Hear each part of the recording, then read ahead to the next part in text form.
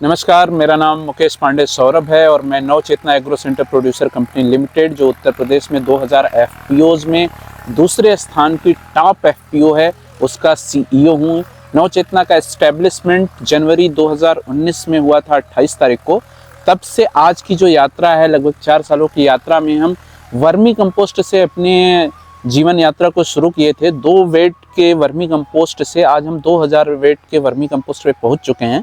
अगर एक एक कंपोनेंट की बात करें, नवचेतना के स्टेब्लिशमेंट के पीछे की ऑब्जेक्टिव क्या है, वर्मी कंपोस्ट बिजनेस ही हमने क्यों चयन किया, एग्रो फॉरेस्ट्री में हम क्यों काम करते हैं, महिला सशक्तिकरण तथा किसान समृद्धि के बाइंग एंड सेलिंग प्लेटफॉर्म्स को कैसे बिल्ड कर रहे हैं, इस संदर्भ में आपको बताएंगे अगले 2 मिनट के इस वीडियो में। नवचेतना का स्थायित्व जो है इस बात पे निर्भर करता है कि किसानों में बार्गेनिंग पावर डेवलप हो, उनकी परचेजिंग और बाइंग कैपेसिटी को हम इन्हेंस करें और उसमें उनकी राइट्स को मेंटेन कैसे करा पाएँ, उस पर हम काम कर रहे हैं। हमने अपनी यात्रा शुरू की थी वर्मी कंपोस्ट से। वर्मी कंपोस्ट 2 वेट से चल के आज 2000 वेट तक पहुंचा है। वर्मी कंपोस्ट की इस यात्रा में हम जहां गांव, जिले, कस्बा, शहर, राज्य और देश तक पहुंचे। हमारी यात्रा वर्मी कंपोस्ट की सेलिंग की, विक्रय की यात्रा साउथ कोरिया में पहुंची है, श्रीलंका तक पहुंची है। हम नेपाल को वर्मी कंपोस्ट बेचते रहे हैं। साउथ कोरिया को एक्सपोर्ट करना अपने आप में काफ़ी टेक्निकल और कठिन था, परंतु हमने उस यात्रा को भी पूरा किया। इस केस में हमारे जो मार्केटिंग मैनेजर्स हैं दिल्ली में बैठे हैं, उन लोगों ने काफ़ी हेल्प की। साथ में हमारे जो प्रोड्यूस यहाँ तैयार होती हैं, जो किसान भाई शेयर होल्डर्स के करामात हैं, उनका प्रतिफल है। क्यों हमारा वर्मी कंपोस्ट एक्सपोर्ट हो पाया, क्यों हमारा वर्मी कंपोस्ट देश में सबसे ज़्यादा सेलेबल वर्मी कंपोस्ट है, सबसे ज़्यादा बिकने वाला वर्मी कंपोस्ट है, उस केस में बताते हैं। आप कैमरामैन से निवेदन करेंगे एक बार मूव करके दिखाइए कि किस तरीके का ये फॉरेस्ट हम लोगों ने डेवलप किया है। तो ये जो फॉरेस्ट है इसको बोलते हैं Miyawaki afforestation model. Miyawaki afforestation model के अंदर जो वर्मी कंपोस्ट हम तैयार करते हैं उसका एक बहुत बेहतरीन इम्पैक्ट आता है खाद की क्वालिटी पे, क्योंकि कार्बन सिक्वेस्ट्रेशन वाला जो पॉइंट है, कार्बन कंटेंट जो इसमें आता है, सूरज की रोशनी नहीं पड़ती है, लीफ मैन्योर के रूप में ये कन्वर्ट होता है। तो ये जो कैनोपी ऑफ प्लांट्स हैं उसके नीचे जो उनकी घनघोर छाया में ये वर्मी कंपोस्ट तैयार की जाती है, उससे वर्मी कंपोस्ट की क्वालिटी काफ़ी इन्हेंस हो जाती है।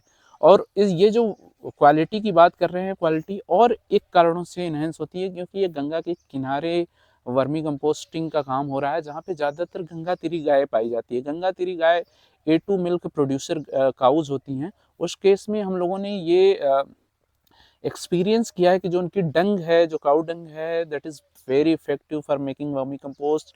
उसमें जो क्वालिटी वर्मी कंपोस्ट आता है उसकी मार्केट में ह्यूज डिमांड है।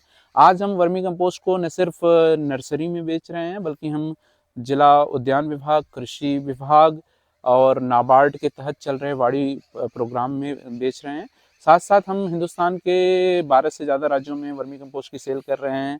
लगभग 150 जिलों में हमारा वर्मी कंपोस्ट जा रहा है और दुनिया के 3 देशों में वर्मी कंपोस्ट जा रहा है। जब इतना हम कुछ कर रहे हैं तो इसका सोशियो इकोनॉमिक इम्पैक्ट क्या पड़ रहा है सोसाइटी पे, चलिए इसको लेके बात करते हैं।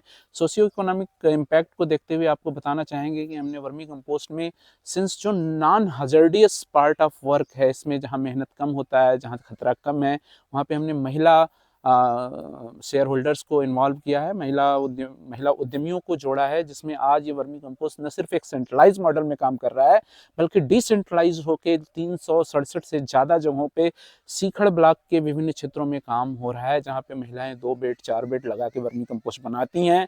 प्रोसेस करने के लिए वो इस नवचेतना केंद्र पे लाती हैं, जहाँ पे प्रोसेसिंग एंड पैकेजिंग करके हम वर्मी कंपोस्ट को बड़े पैमाने पे बेच रहे हैं। और जो भी उनकी बिक्री की चीज़ें हैं, जो पैसा आता है, उसको हम लोग एफपीओ का बहुत छोटा सा पार्ट जो है एफपीओ के रेवेन्यू के लिए छोड़ के बाकी सारा पैसा उन महिलाओं को उपलब्ध कराते हैं। वर्मी कंपोस्ट कराने के क्रम में आपको बता देना चाहता हूँ कि न सिर्फ हमने वर्मी कंपोस्ट का प्रशिक्षण दिया उनको, न सिर्फ उनको टेक्निकल इनपुट दिए, बल्कि सीड मनी के रूप में भी इंक्यूबेशन प्रोग्राम चला के महिला उद्यमियों को जोड़ा है। ऐसे हमारे 5 महिला इंक्यूबेटी हैं जो काफ़ी अच्छा काम कर रही हैं वर्मी कंपोस्ट के केस में। वर्मी कंपोस्ट से आगे चलते हैं, नवचेतना और क्या करता है बताना चाहते हैं। Navchetna cluster farming, sustainable agriculture case में एग्रो फॉरेस्ट्री इत्यादि पे काम कर रहा है। अपार्ट ऑफ दैट हम judicious use of water in agriculture पे काम कर रहे हैं। तो ये जो सस्टेनेबल एग्रीकल्चर प्रैक्टिसेस की बात है, इसमें हम नेचुरल फार्मिंग को इवॉल्व किया हम लोगों ने, जहाँ पे अपनी बीज हो, अपनी मिट्टी हो, अपना खाद हो, अपना तरीका हो खेती करने का। जो सनातन भारत की एग्रीकल्चर परंपरा थी, जिसको ऋषि एग्रीकल्चर परंपरा कहते हैं, उसको हम लोगों ने धीरे धीरे स्प्रेड आउट किया है। करीबन 140 से ज़्यादा किसान नेचुरल फार्मिंग में काम कर रहे हैं, और ये सब करने के क्रम में लास्ट ईयर हमें Kabir Kohinoor award natural farming के केस में दिल्ली में नवाजा गया था नवचेतना को। सस्टेनेबल एग्रीकल्चर प्रैक्टिसेस को मजबूत करने के क्रम में हम जो नेटिव सीड्स कंजर्वेशन प्रोग्राम है उसको रन करते हैं। हम किसानों को ओरिएंट कर रहे हैं कि ये जो अपनी माटी की बीज है वो ज़्यादा इम्पैक्टफुल है, ज़्यादा बीमारियों से लड़ने वाला है, और अपने शरीर में जो उसका ग्रेन्स जाएगा, ग्रेन्स के इम्पैक्ट जाएंगे, वो बहुत इफेक्टिव रहेंगे। इन सब केसेस में हम काम कर रहे हैं। हम काम कर रहे हैं एग्रो फॉरेस्ट्री के केस में। एग्रो फॉरेस्ट्री के केस में हम हिंदुस्तान की बड़ी ऑर्गेनाइजेशन के रूप में काम कर रहे हैं, जहाँ पे हम लाखों lakh fruit trees and timber plants लगा रहे हैं वेरियस प्लेटफॉर्म्स पे। और ये जो प्लेटफॉर्म्स हैं, करीबन हमने 12,000 किसानों के बीच काम किया है। 650 गाँवों में हमारी रीच है। हिंदुस्तान के 6 ज़िले, 20 ब्लॉक इत्यादि में हमारा काम है। मेजर जो हमारा काम है एग्रो फॉरेस्ट्री में, यूजुअली हम लोग काम कर रहे हैं ट्राइबल्स के साथ, नेटिव फार्मर के साथ।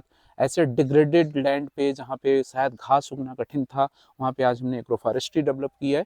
ये सब नवचेतना की गाथा है। और जब मैं इतना कुछ कह रहा हूँ तो इस बताते हुए हर्ष होता है कि ये इंडिविजुअल एफर्ट से नहीं हो पाया है। इसमें सबका सहयोग है, सारे लोगों का सहयोग है, किसान भाइयों का सहयोग है, फंडिंग एजेंसी का सहयोग है, सरकारी व्यवस्था का सहयोग है, नाबार्ड का बहुत बड़ा सहयोग है, कृषि विभाग का सहयोग है, उद्यान विभाग का सहयोग है, इत्यादि से चल के हम आज काम कर रहे हैं। सीखड़ नमामि गंगे ब्लॉक के अंतर्गत का गांव है। यहाँ पे जो सेंसिटाइजेशन है organic farming and agro forestry को लेके, उस पे नवचेतना काफ़ी बड़ा काम कर रहा है। पिछले दिनों अगर हम बात करें कि हम जब इतना काम कर रहे हैं तो हमारी रिकग्नाइजेशन किस लेवल पे है। नवचेतना केंद्र पे agriculture minister honourable Shri Surya Pratap Shahi जी ने भी हाल में विजिट किया है। उन्होंने सीड प्रोसेसिंग यूनिट का इनॉग्रेशन किया है। इसके अतिरिक्त जो पीछे के दिनों में जो मेजर डिग्नेटरीज के विजिट्स थे, उसमें प्रिंसिपल सेक्रेटरी हेल्थ श्रीमान पार्थ सारथी शर्मा जी ने विज़िट किया था। उन्होंने वर्ल्ड बैंक की टीम के साथ विज़िट की। Anurag Yadav ji secretary agriculture, secretary animal husbandry Shriman Rajneesh Dubey ji, और सेवरल टाइम्स हमारे जिलाधिकारी, सीडीओ और जिले के टॉप ऑफिसर्स विजिट किए हैं। नवचेतना केंद्र की और अगर रिकग्नाइजेशन के केस में बात करें तो हमारे यहाँ बिहार के 10 से ज़्यादा एफपीओज़ को ट्रेनिंग दी गई है। हम साउथ इंडिया के 2 एफपीओज़ को यहाँ पे ट्रेनिंग दी हैं। आज नवचेतना केंद्र जो अपने आप में एक बायोडाइवर्सिटी मॉडल के रूप में समझा जा रहा है, वहाँ पे स्कूल और कॉलेज के स्टूडेंट्स, प्रोफेसर्स, फैकल्टीज आके रिसर्च कर रही हैं। तो ये नवचेतना की पूरी गाथा है। और नवचेतना की को और मजबूत करने के लिए, किसानों को मजबूत करने के लिए आप सभी लोगों से निवेदन है कि हमारे यूट्यूब चैनल्स को भी सब्सक्राइब करें, जिससे कि हमें ज़्यादा लाइक्स मिल पाए, हमारा हौसला बढ़ पाए कि हम कृषि विकास के केस में, हम भारत के विकास के केस में आपको किस तरीके से अपनी समझ दे सकते हैं और कितना आपसे सीख सकते हैं। धन्यवाद सौरभ।